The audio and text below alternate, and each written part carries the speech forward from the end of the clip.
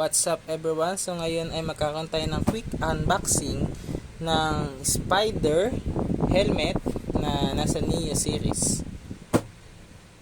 Okay, bali once you open the box, bubungad agad sa inyo ang helmet mismo na meron siyang sariling protective na lalagyan. Bukod dito, may laman din siyang libreng clear na visor. Ayan. So, yung model nito ay Ship 3. Kung makikita nyo dito. Ayan po. And then, ayan. So, itong part na to is natatanggal. Tabi muna natin siya. Bukod po dyan, meron din po siyang libreng sticker. Pero yung may portion dito ng sticker na nabigay ko na sa kaibigan ko, kinuha nila. Ayan, baklas na.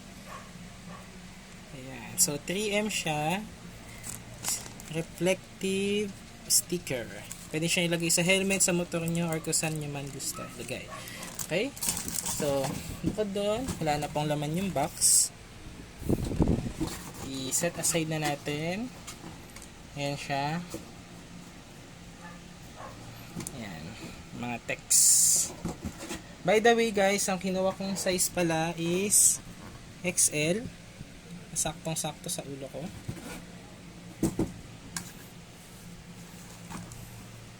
Open na natin siya. Ayan. Bukas nyo, helmet na agad. So, ayan ang design niya. Ayan. This helmet costs 4,300. SRP ng SPYDER Philippines. Ayan. Ito siya sa loob. Ayan. Hindi masyadong kita.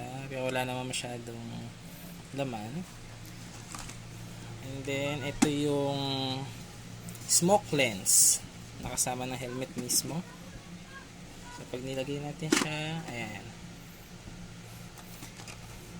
Itong helmet na to ay full face na may dual visor. Ayan. Ito yung switch. Pindutan. Ayan. I-up nyo lang yan. Then lalabas na to. Smoke lens din siya. So, maganda tong gamitin. So, ito na po yung helmet natin. Susukatin natin.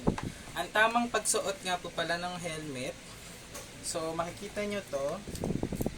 At itong part na to, hahawakan nyo siya at medyo igaganon nyo. Igaganon nyo siya para masuksok nyo ng maayos sa ulo nyo.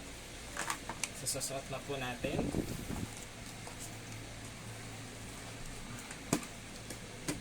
So, ito po, pag nakasuot, ito po. Ito sa side. Ito po yung sa back. So, pag tinaas natin siya, ayan. Yung switch nga ulit ng pangalawang visor niya iso. Ito po. Dutin nyo lang. Ayan.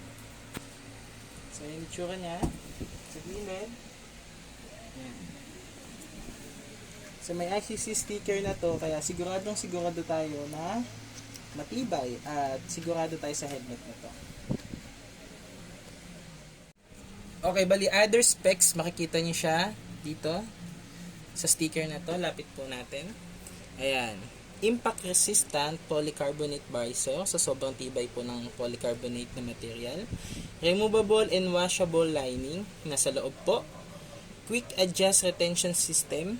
Ito po yan. Nandito. Ayan, sa taas. Dual density liner. ABS composite shell and ECE certified. Ayan. Bukod dyan, makikita nyo dito sa gilid po, scratch resistant polycarbonate. So, no problem. Hindi po agad-agad magagasgasan ng inyong helmet kung normal daily use lang po. Ayan. 100% UV for 100 protection. Optical grade visor. Clarity. So, pag ginamit nyo po itong helmet na to, kahit nakasalamin kayo, medyo malabo mata nyo katulad ko, malinaw at kitang-kita pati yung daan pag nakababa po itong visor po na to. And last, easy visor replacement. Ayun nga po, nakita natin na nasa loob po ng box. Meron tayong free na clear visor. Ayan. Bonus clip guys, medyo semi ASMR. Tanggalin na natin yung sticker nya. Paano ba to? Natin sa camera. Oh yes, tanggal na natin siya, and then taas natin, tanggalin na din natin tong isa pang visor. Lapit po natin yung ating mic.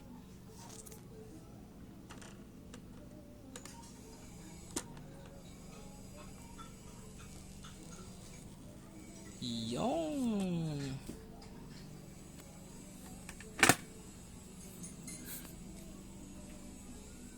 quick montage in 3, 2, 1, go!